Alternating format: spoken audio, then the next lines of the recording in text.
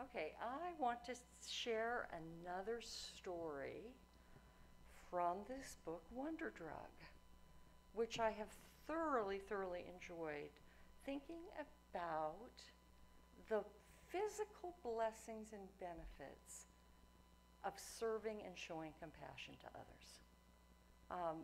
Just really amazing compilation of all this research that has been done, showing that when God asks us to live unselfishly, He has built into our bodies to respond to that with good health.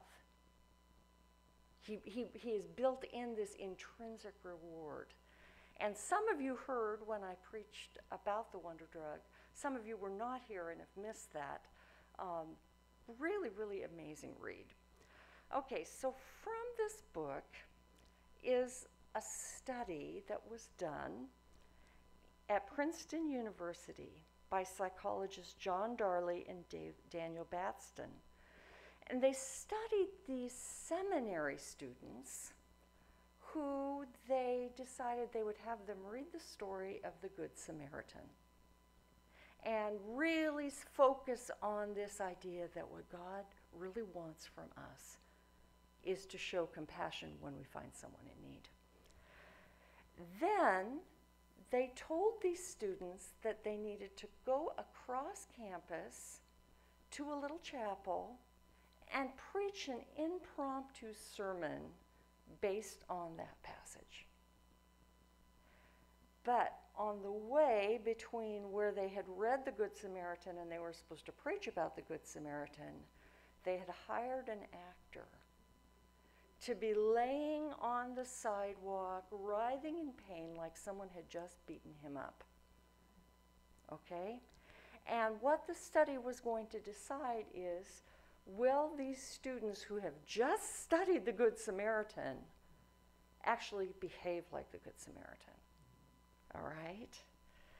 So, the group was divided between the focus group who read the Good Samaritan and another group,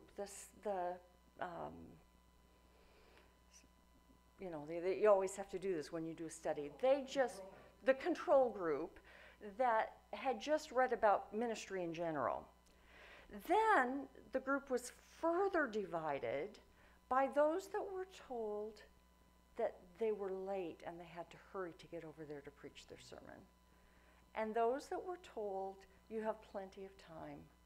You know, when you show up, we'll have you go ahead and preach to us. So they also filled out a survey about how deep their religious commitment was, how really serious they were about their religion. All right, so there were 4 groups of participants. There were Good Samaritans in a hurry. There were Good Samaritans in no hurry. There was a control group who were told they were in a hurry, and a control group that were told there was no hurry. Okay, so would these students stop to help, or would they ignore this actor that looked like a victim that was placed in their path? Okay, how many of these seminary students do you think stopped to help the victim? I think there was like 40. 0? Okay, you're 2. Not very many, right? Because most people just don't want to get involved. Okay, 40% gave direct or indirect help, which is pretty good, but you have to remember they had just read the Good Samaritan. All right? That meant that 60% of these pastors in training walked by someone writhing in pain on the sidewalk and did nothing. That's not so cool, right? The religiosity did not predict whether these students stopped to help. How often they went to church, how often they read their Bibles, how often they prayed made no difference.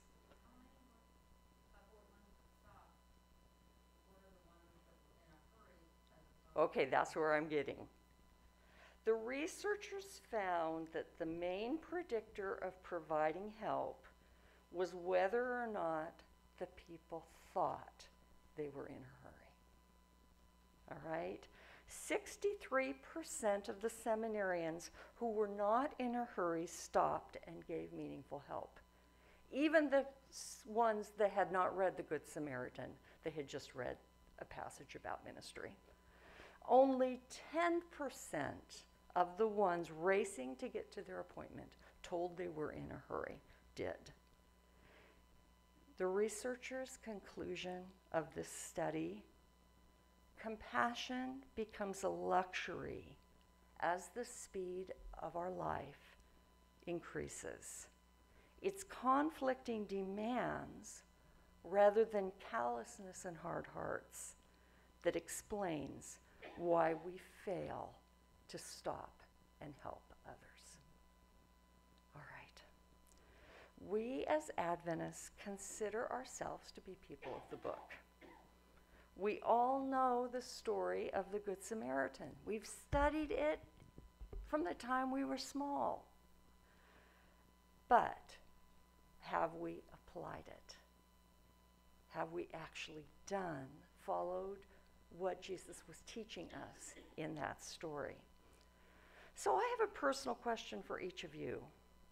Have you ever passed up an opportunity to show compassion because you were in a hurry? Okay? So, is compassion a higher value than being on time?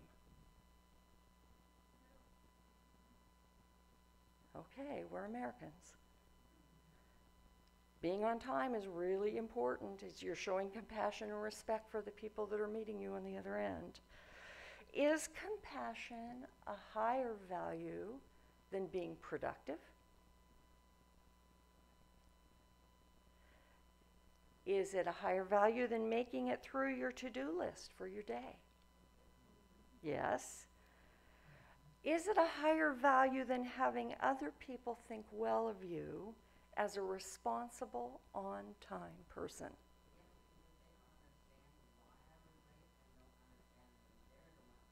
Yeah, okay. Is it possible to be on time and compassionate all of the time?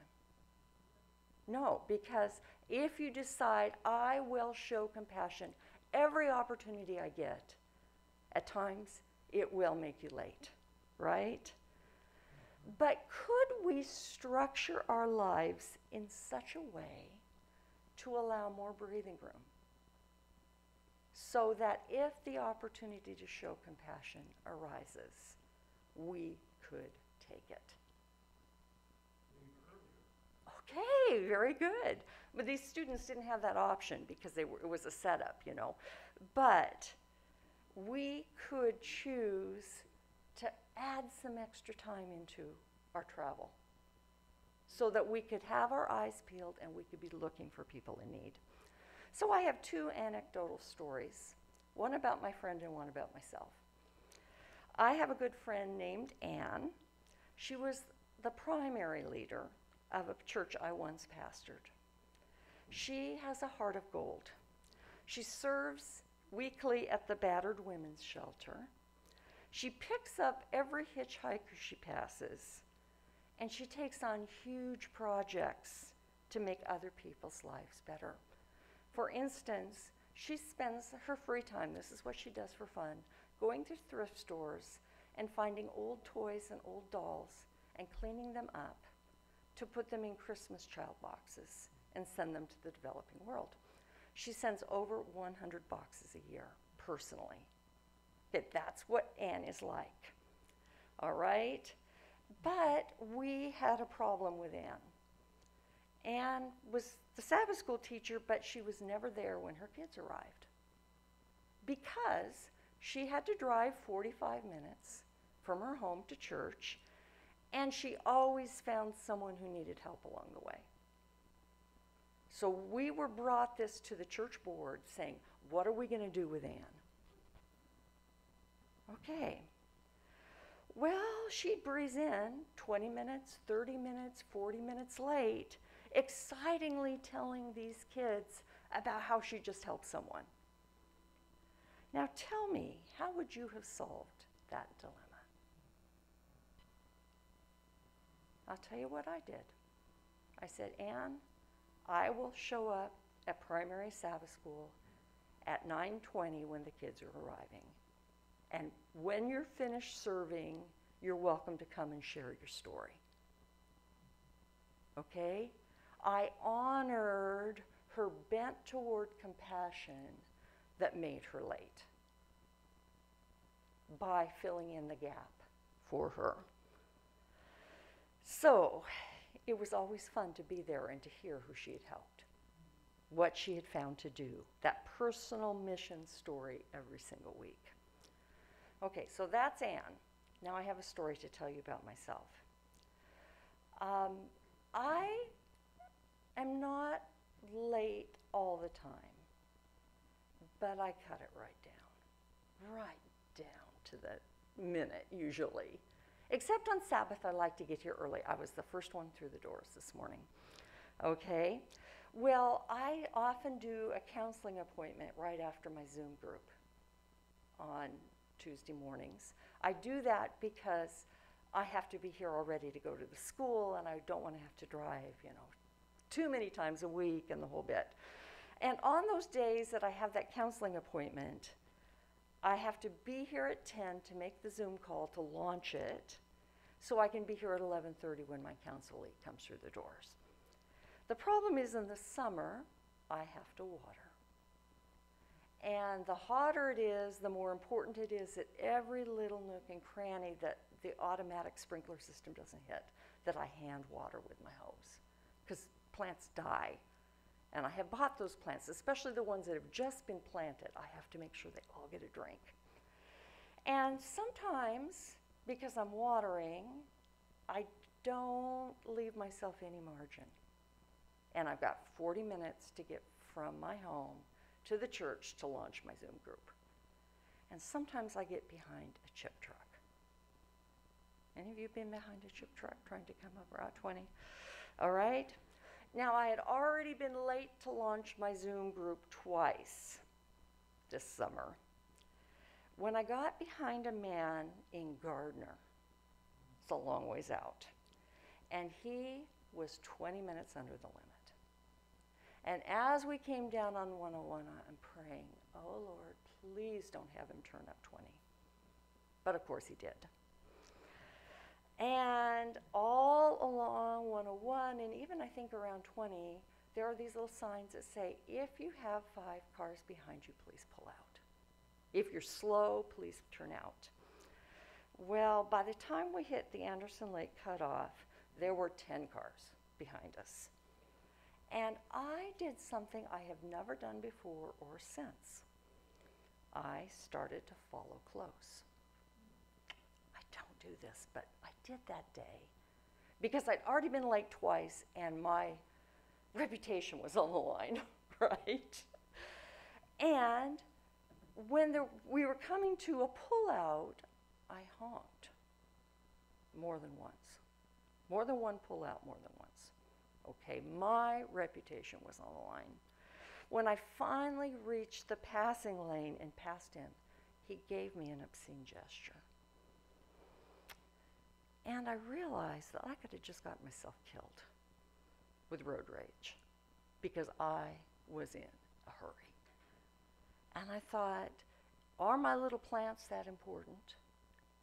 Is the opinion of my 4 ladies in Zoom group? The problem with the Zoom meeting is they can't visit with each other until I launch it. So they're having to keep on trying, and it's frustrating for them.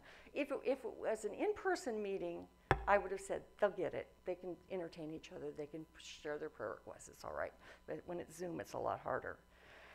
And I realized that hurry had created a behavior in me that was really stupid and really rude, abominable. It was not my most compassionate moment. Okay, 1 Corinthians 4 tells us love is patient. How are we doing with that? And does being late influence how patient we are or are not? Right? So, here's another reflection question. Have you ever been less than patient because you were in a hurry? Okay, this is human nature, right? When you're in a hurry, you end up not being patient. And have you ever excused yourself by saying, I hate being late? Okay, that is Mark's favorite line, is I hate being late. So my question is, why were you in a hurry? Maybe you were in a hurry because you had a misordered set of priorities and you had too many new plants to have to water. Okay, I had an addictive behavior that then made me hurried, that then made me take a risk that was really not wise. And then why do you hate being late? Is there something about your image management that just says, I cannot be a late person? That's just unforgivable. Okay, and have we ever thought that living life without margin, right on the edge, sets ourselves up to sin and to fail at compassion? Okay, maybe you're all retired and you don't have any time binds, and I'm only preaching to myself. Right? No? Okay, this happens to all of us, right? So, if we want to be better at loving others, we need to create more margins on the edges of our schedules. You know? It's like on Sabbath morning, I have a little pile that I create on Friday night of everything that needs to come with me. Already all completed. So if I wake up late or if I have a problem, I'm still ready to go. I should do that on Tuesday mornings too, right? All right? I could create some margins. All right? Because love takes time. And being short of time strangles compassion. The study proved it, right? So this started me on an internal dialogue that has lasted over a week. If it is the goal of my life to be like Jesus, and it is it the goal of your life to be like Jesus? Absolutely. And Jesus was consistently compassionate, then a goal of my life needs to be consistently compassionate, whether I'm late or not. Which means I need to learn how to live how Jesus lived that allowed him to live an unhurried life. Okay, it's one thing to set the goal for yourself. It's another thing to have the equipment to actually make it happen. I don't think I've ever heard anybody preach this. You know, I don't think I've ever heard anybody say, if you want to be consistently compassionate, do what you can to be prepared early so that if you have opportunity, you can take it. Wow, okay. So, about 2 days into this little dialogue with myself, I remembered a book that Ann Voskamp had recommended. She's constantly recommending books. Oops. Can you get me back up?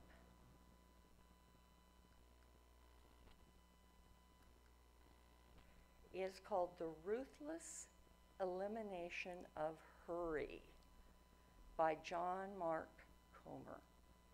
And this author, John Mark Comer, is not an Adventist, but he is vegan, and he is a Seventh-day Sabbath keeper. Okay, so he's getting some of this stuff right. Now, in my career as an Adventist pastor, I don't know how many articles and books I have read about why keeping the Sabbath matters. But his chapter on the Sabbath in this book is so amazing. That's going to be your next sermon, all right? Because he just explains it in a way that a secular, non-religious person could just see the perfect rationality in why Sabbath is so important. I highly recommend this book, and I promise you'll hear some of these ideas in the weeks to come. So some of these are his ideas, John Mark Comer's ideas. First of all, Jesus was a rabbi. Yes, he was more. He was also the Messiah. He was the embodiment of God himself. Now, if you had been a first century Jew and Jesus showed up at your synagogue on Sabbath morning, you would have said, he's the rabbi. And like every rabbi in his day, he had two things. First, he had a yoke. Now, not a literal yoke, not a piece of wood that you put over two oxen. He was a teacher, remember, not a farmer. A yoke was an idiom that the rabbis used for their way of reading and interpreting the Torah, the Old Testament. But it was also more. It was how this rabbi taught his disciples the best way to be human, how to live. The rabbis were not just about downloading theological facts and information. It was modeling how to do life, okay? And so the yoke would be the rabbi teaching his disciples what to do with marriage, divorce, money, sex, conflict resolution, and government, all of it. And much of what Jesus teaches falls into how do you deal with hard situations, all right? Now, it's an odd image, that yoke, for those of us who grew up with tractors instead of oxen that pull plows. Any of you see oxen pulling plows on a regular basis? Okay, we had a horse logger in our church in St. Mary's who still would drag the logs out of the woods with his horses. But other than that, I haven't seen a yoke for a long time. But if you imagine two oxen yoked together, a yoke is a way to accomplish something difficult by teaming up, all right? An instrument that helps you successfully accomplish your tasks. So if our task is to be consistently compassionate, then wearing Jesus' yoke, teaming up with him, learning how to do life from him, should help us accomplish that task. By the way, is that a difficult or an easy task? It's a hard one, right? And I can be compassionate in my best moments when I have plenty of time, right? When I'm feeling rich. But to be compassionate all of the time, now that's hard. And so I need this yoke to teach me how to do that. What made Jesus unique was not that he had a yoke. Instead, all rabbis had yokes. But Jesus said he had an easy yoke. These rabbis would never say that. They would never say, come along, sign on with me, I'm easy. No, I'm difficult, I'll teach you all of it, I'll go deep, I'll make you work hard. Secondly, all who wanted to be Jesus' apprentices accepted his yoke. In other words, they came along beside him and watched how he did life and patterned themselves after him. All right, I had this sweet little 11-year-old black girl. Oh, she was so cute, in my church in Freeport, Maine, that had decided at 11 years old she was going to be a pastor. And oh, did I love that. She would sit beside me every chance she got, and if I would cross my legs, she would cross her legs. If I would open my Bible, she would open her Bible. She was going to learn how to grow up to be a pastor by doing everything I did. Okay, can we be that way with Jesus? That we could say, I'm going to learn how to live a life that is light and easy and have rest for my soul by doing life exactly how Jesus did. And guess what? He didn't have a big garden with all kinds of plants that needed to be watered every day. And that was one of my revelatory things this week as I was working on this. Perhaps I'm in a hurry because my garden is too big. Okay? So the whole point of having apprentices is to have some basic goals. One, you be with Jesus, you become like Jesus, and then you do what he would do if he were you. All right? Does that sound too difficult? But so often when we read the Gospels, we're in it for the good story, and we're not in it for what was Jesus really doing, and how could I do that too? All right? That we need to look at the how of Jesus' life as well as the what of Jesus' life. So, and the goal would be to experience what Jesus called life to the full. Life that isn't eaten up by all kinds of ways that we all waste our time and money and energy. Everywhere Jesus went, he offered an invitation. What would he say? Come, follow me. Follow me. Which was really, come be my apprentice. Come, hang out with me, become like me, and do what I did. Do what I would do if I was here. Now, what Jesus promises his apprentices who will learn to do life from him is paraphrased by Eugene Peterson in the Message. And I know some of you have liked this because we've had it in Sabbath school before. This is what he says that Jesus was saying. Are you tired? Anybody tired today? Are you tired? Are you worn out? Are you burnt out on religion? Get away with me and you'll recover your life. All right? How are we doing at getting away with him? And you know what? We get grumpy when we don't get away with him. When my children were small and I was starting to not be a good mom, Mark would say, I'm taking the kids, we're going to McDonald's so they can play in the play space. Have your devotions. So subtle. In other words, you need an attitude adjustment, and getting away with Jesus without the kids around is how you're going to get it. So I'm helping with that. Oh, he is a good man. Okay, it says, get away with me and you'll recover your life. I'll show you how to take a real rest. How long has it been since you had a real rest? Walk with me and work with me. Watch how I do it. The how in the gospel as well as the what. Have we really read the Gospels looking for the how? Maybe we need to. Learn the unforced rhythms of grace. I won't lay anything heavy or ill-fitting on you.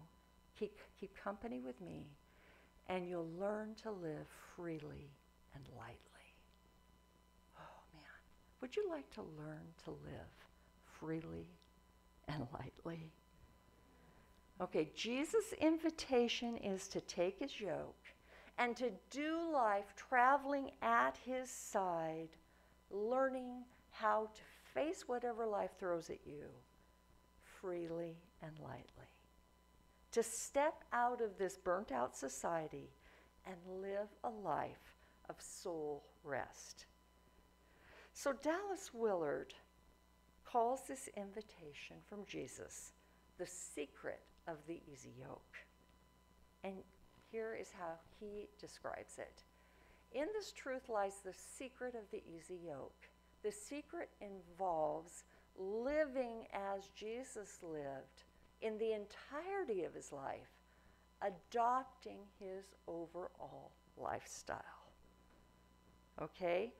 And then Willard explains, our mistake is to think that following Jesus consists of loving our enemies, going the second mile, turning the other cheek, suffering patiently, while the rest of our lives, we just live just like everyone else does. It's a strategy bound to fail. Okay? Because to take on that easy yoke means you're not going to be on social media till midnight. Right? And you're not going to spend every spare minute shopping for something new, including plants. You're not going to fill your life up with so much stuff and clutter and busyness that you have no time to talk to God. Okay?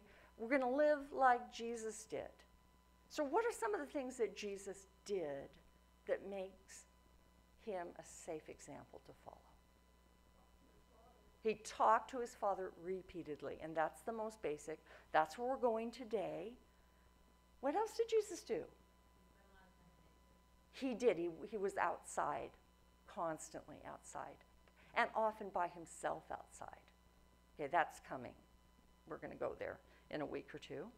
What else did Jesus do? Yes, he enjoyed people, and he didn't feel like he had to fix them all. He just loved them all, which is pretty wonderful. All right? What else did he do?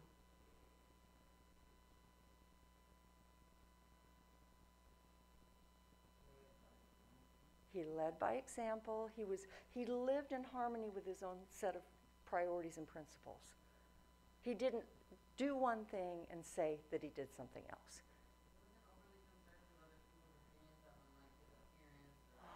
Okay. Right. Okay, very good. He also kept the Sabbath.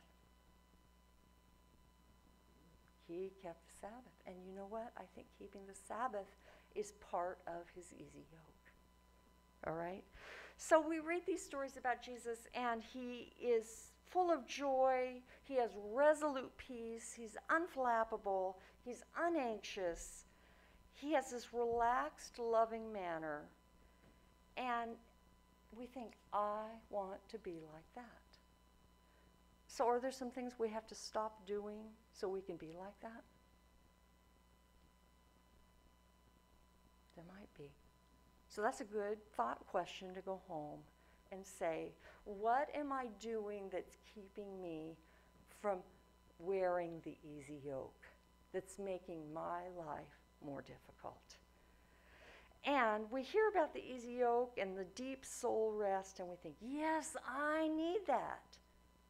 But to get it, we have to take on his lifestyle.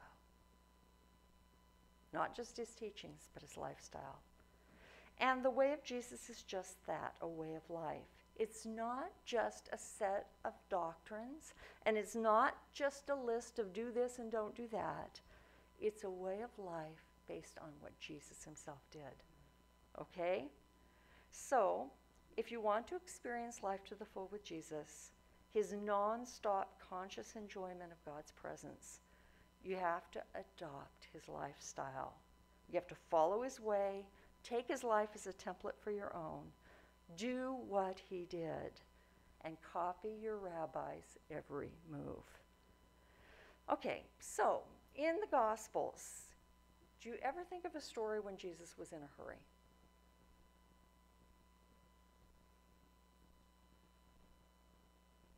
A single time.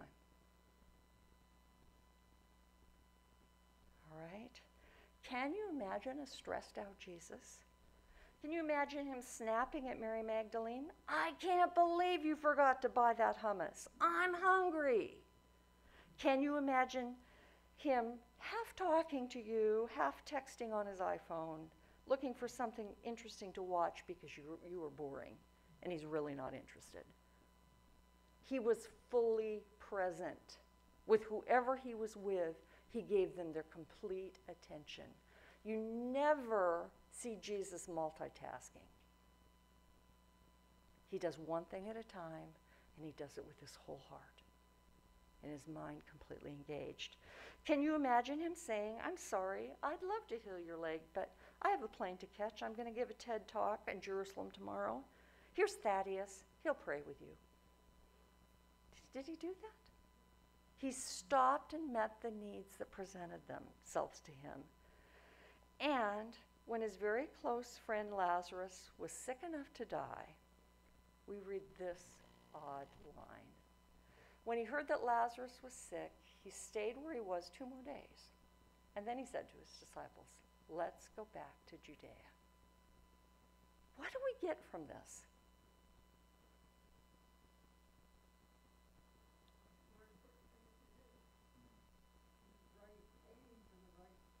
Yeah, he lived on his own timetable, which was not the timetable that other people expected, right? And he never was in crisis mode. He didn't run right back to Jerusalem because Lazarus was in crisis. In another story, and it's interesting because I think I heard someone mention this in the prayer maybe, that when he was going to heal Jairus' daughter, and Jairus was important, he was a synagogue leader, he knew that this little girl was at the point of death. He should have been in a hurry. It was life or death kind of crisis. But on the way to Jairus' home, he gets interrupted. And what does he do in that interruption? He stops, and the woman actually, remember, steals the healing, and instead of just keeping going, he turns around and engages her. He was not in a hurry that made him ignore another needy human being. He acknowledged her presence. This chronic health condition went back 12 years. And when she was healed, he knew it. Remember, he felt the healing go out of him. But he was not in any rush at all. Can you imagine how Jairus was feeling as Jesus stops and talks to this woman? Come on, Jesus. Come on, my daughter's dying. But I can imagine him looking at the woman and saying, you matter. I'm going to pay attention to you first. I'll get there. The story ends well. Eventually, Jesus makes it to Jairus' home. He heals the little girl. She's raised from the dead. And just notice how he would not let anything or anyone, even a medical crisis, or an important man who was making a demand, rush him into the next moment. How do you get that kind of resolve and peace?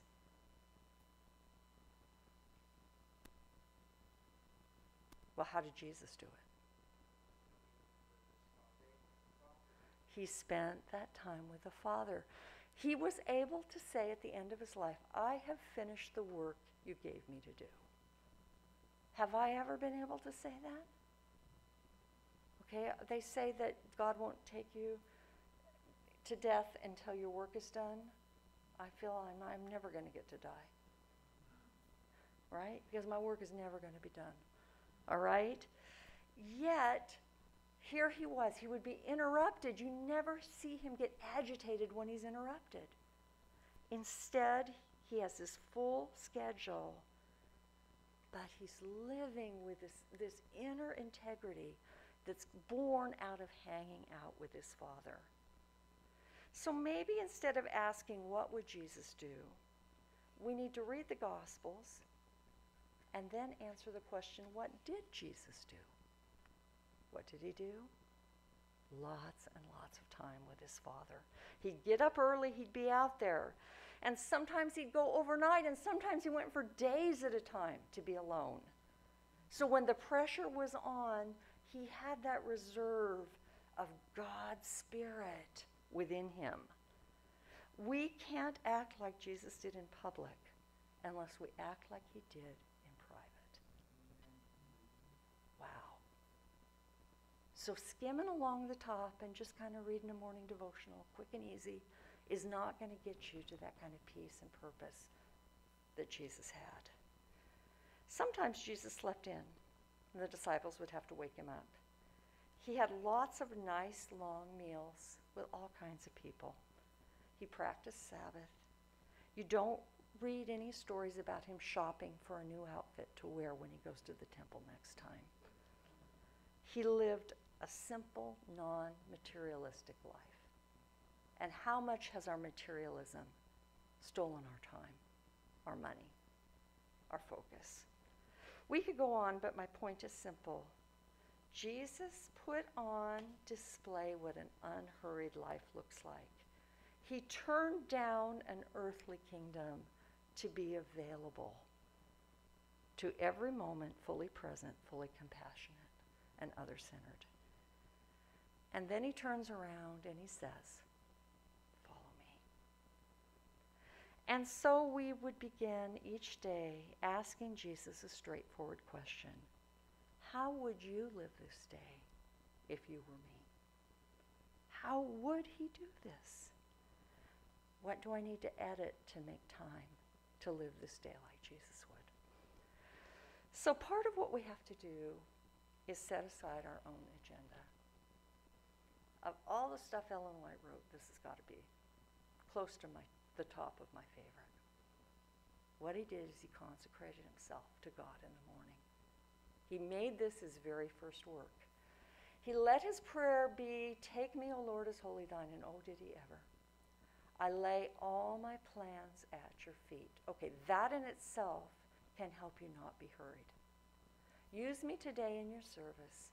Abide in me. Let all my work be done with your strength. This is a daily matter. Surrender your plans to him. And this is the line that just is so important. To be carried out or given up as his providence shall indicate.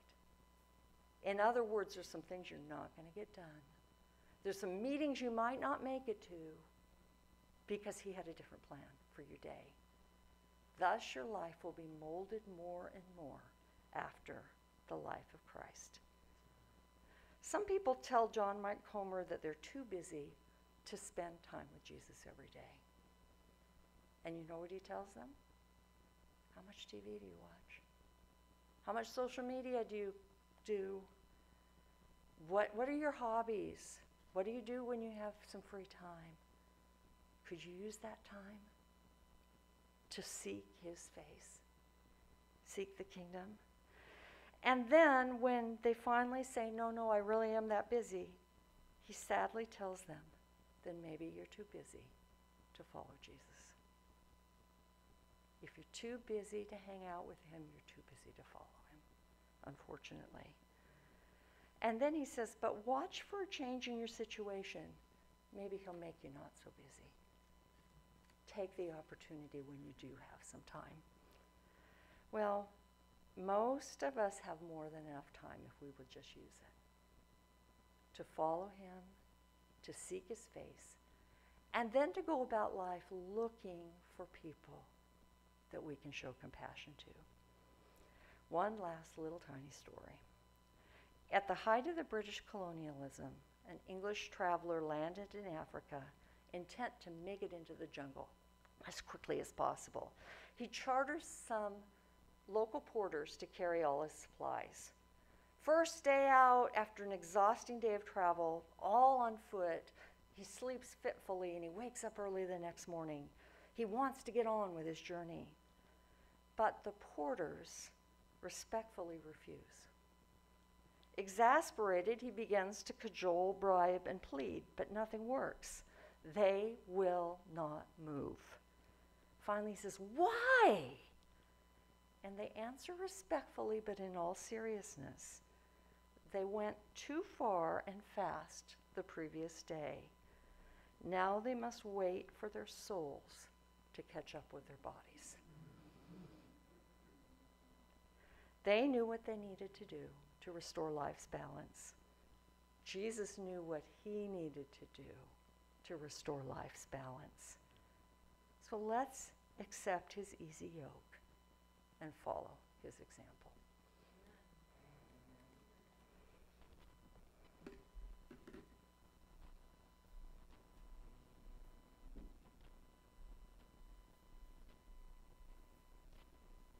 going to hear this organ today. She decided this song had to be done on the organ instead of the piano.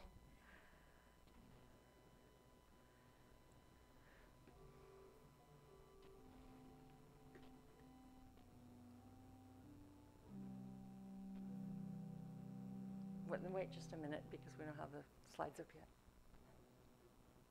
Should be quiet place. There we go. There is a quiet place far from the rapid pace where God can smooth my troubled mind. Sheltered by tree and flower, there in my quiet hour with Him, my cares are left behind.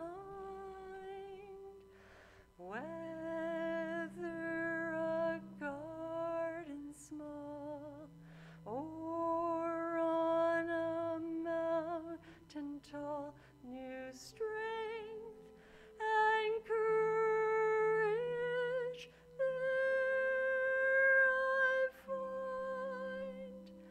Then from this quiet place I go prepared to face a new day with love for all mankind. That's how Jesus did it. Let's do this. Let's do it. Let's pray.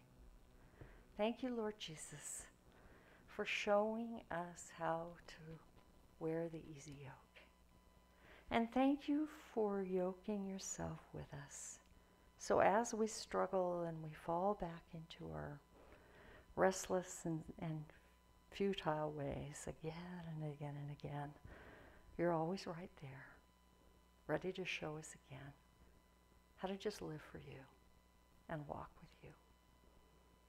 Please, Lord, may each of us strive and to some degree achieve a life that isn't hurried, so we have time to truly love each other and our community around us.